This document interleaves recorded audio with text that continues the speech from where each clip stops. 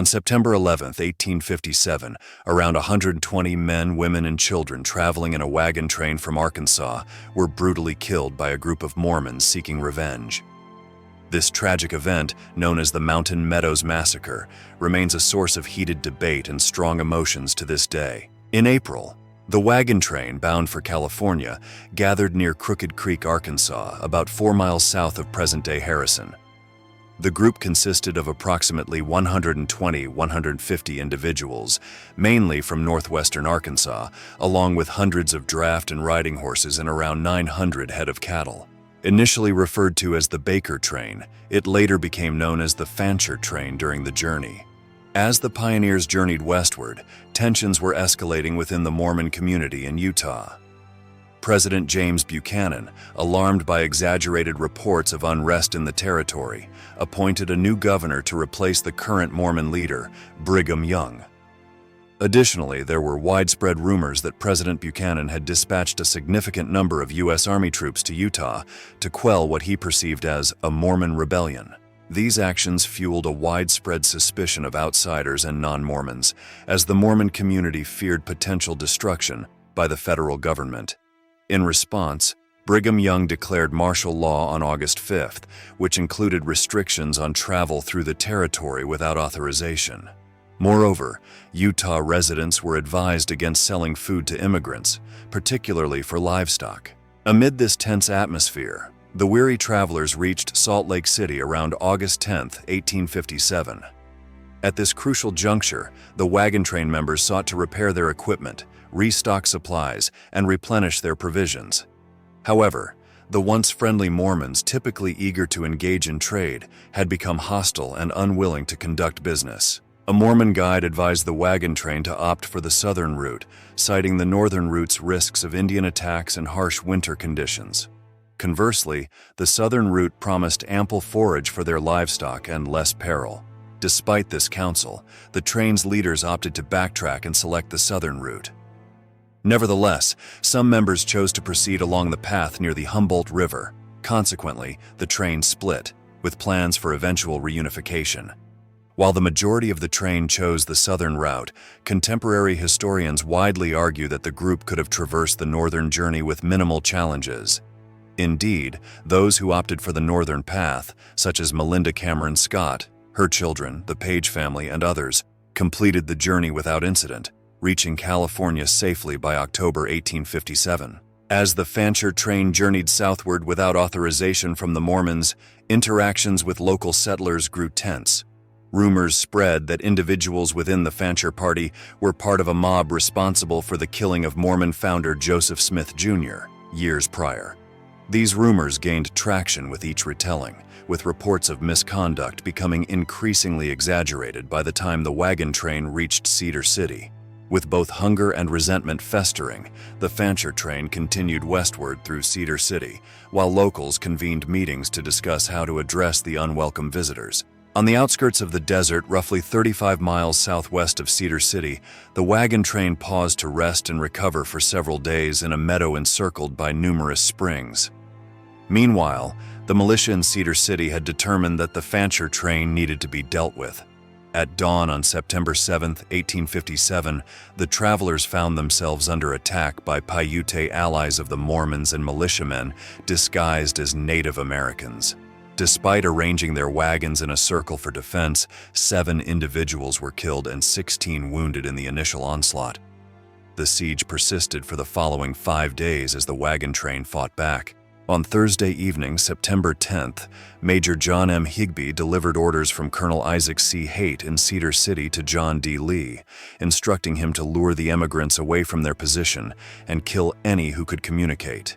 On Friday morning, September 11, 1857, John D. Lee went toward the wagon train's campsite with a flag of truce.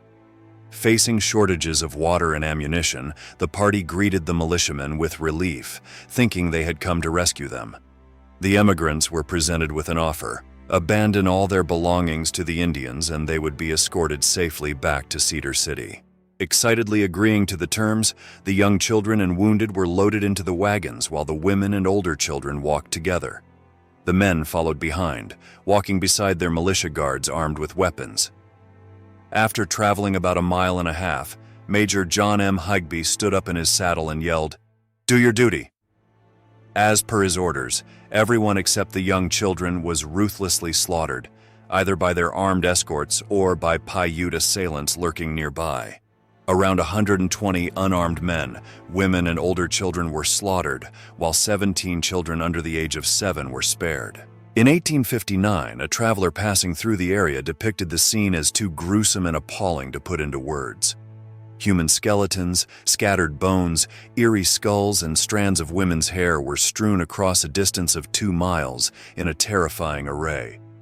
No attempt was undertaken to provide a proper burial for the bodies, and within the following 2 years, scavenging animals dispersed the bones across a wide area. 2 days after the massacre, a messenger from Salt Lake City came with Brigham Young's counsel to allow the wagon train to pass without disturbance. The 2 wagons carrying children who were spared were taken in by Mormon families.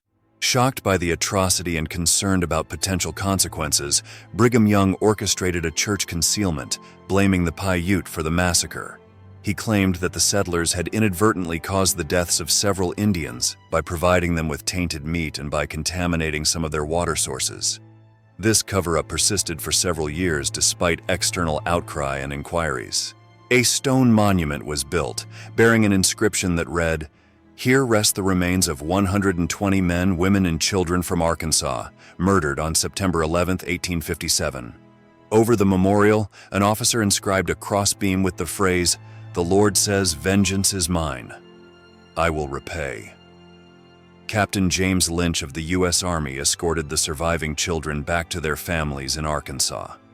They arrived in Carroll County on September 15, 1859, 2 years after the tragic event. Despite numerous investigations, no one faced punishment for the crime until 2 decades later. John D. Lee, a major in the 4th Battalion of the militia at Harmony, was expelled from the Mormon Church and later became the fall guy for the entire incident. After 2 trials, he was ultimately found guilty and executed by firing squad at the siege site on March 23, 1877 for his involvement. Prior to his execution, Lee penned a detailed confession admitting his reluctant involvement. He asserted that he was made a scapegoat for numerous Mormons, including leaders George A. Smith and Isaac C. Haight, who were at least partially responsible for the massacre. In May 1961, the Mormon Church reinstated Lee's membership posthumously. The complete truth of the matter may remain elusive as many of the documents and journals of those involved were destroyed. The level of Paiute involvement in the massacre is a subject of debate among scholars. Some claim that members of the Mormon militia disguised themselves as Native Americans. The degree of Mormon involvement is also disputed.